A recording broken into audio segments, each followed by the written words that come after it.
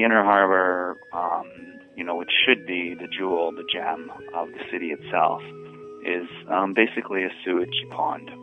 It has waste sites and dump sites and toxic sites all around it.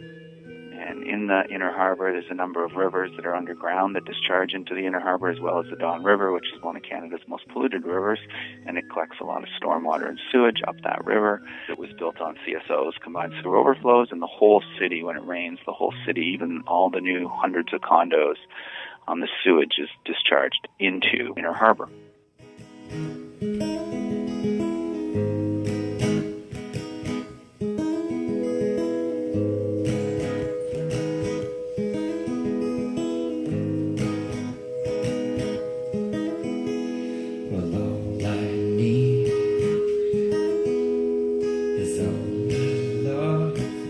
The Inner Harbor is still a really polluted place where there's no fishing allowed, there's no swimming allowed, and we don't get our drinking water from the Inner Harbor. The lake gets very deep, not far from the harbor, and that's where they have their pipes now running much deeper into the lake to get their drinking water. And a number of the beaches that are open almost all the time are on the outside of the harbor, on the lake itself.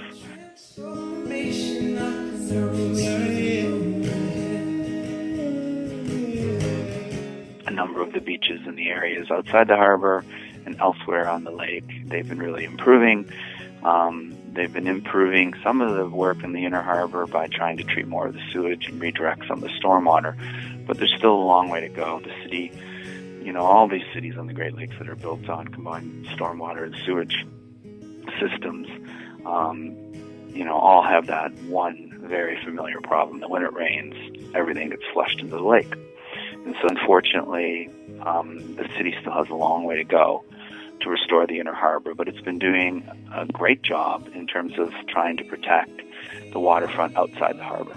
But it's one of the goals of my organization, Lake Ontario Waterkeeper, is to really ensure that the harbor is swimmable, drinkable, fishable again, because it can be done. It's just a matter of political will and putting in the technology and the infrastructure to keep the waste out of the bay and have it go to places where it can be treated and